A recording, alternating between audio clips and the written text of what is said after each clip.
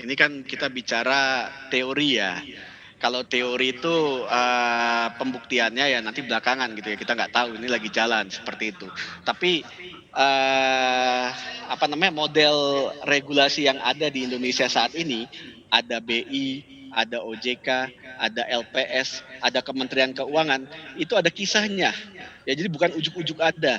Tolong sebelum saya meminta kepada teman-teman nanti yang sedang membahas undang-undang ini, tolong dipelajari kembali. Dulu adanya lembaga-lembaga ini ceritanya gimana? Itu semuanya hasil pembelajaran. Ya, ada lesson learn di situ. Makanya kemudian pengawasan perbankan dipindahkan dari BI kepada OJK. Supaya apa? Supaya BI bisa fokus kepada kebijakan moneter, yang moneter itu adalah menjaga nilai rupiah terhadap harga, harga-harga umum yaitu inflasi, dan nilai rupiah terhadap nilai tukar lain, ya, mata uang lain, nilai tukar. Fokus, ya. Kemudian pengawasan bank kemudian digabung idenya dengan pengawasan lembaga non keuangan termasuk pasar modal, supaya apa? Supaya bisa terintegrasi. Sekarang ya, yang namanya bisnis perusahaan keuangan itu udah supermarket ya, apalagi dengan terobosan apa namanya teknologi yang ada saat ini.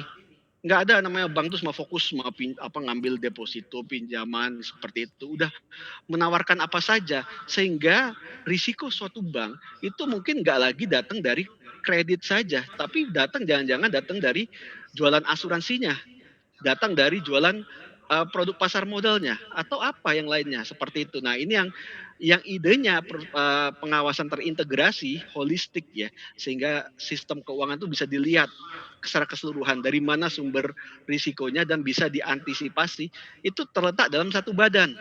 Dalam satu badan aja bisa ada silo, apalagi berada dalam berbagai badan seperti itu ya.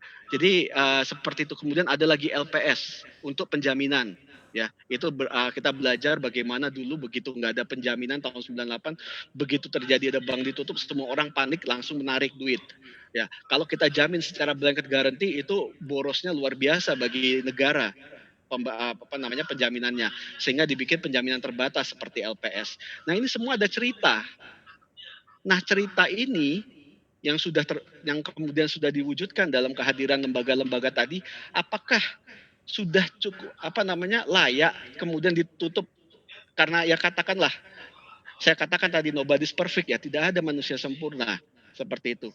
Saya nggak katakan OJK bagus sekali dalam pengawasan, nggak juga, ada celah-celah, itu harus diakui seperti itu. Ada catatan-catatan ya. Tapi apakah sudah perlu ya, sehingga perlu dibalik ya. Bukan bukan kita mengatakan ini nggak bakal bisa diubah, karena negara seperti Inggris ya, kenyataannya begitu terjadi tahun 2008 malah menimbulkan masalah dalam koordinasi, dibaliklah. Nah, di kita ini kan apakah sudah sampai tahap seperti itu? Nah, itu yang jangan lupa dikaji, karena ini ada biaya di tengah kita lagi menghadapi pandemi ya. Kemudian kita mulai transisi perubahan, mentransfer pengawasan bank ya.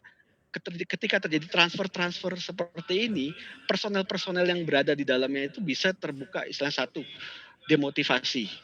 Kedua yang parah lagi adalah moral hazard. Ini kalau kayak begini, kalau ada terjadi ada bank yang bermasalah, pengawas yang bersangkutan bisa nanti tunggulah biar aja di bagaimana solusinya biar yang ngerjakan BI saja. Kan nanti toh saya cuma katakanlah saya akan menjabat hanya 2 tahun dari sekarang. Seperti itu. Nah, kayak begini-gini harus dipikirkan.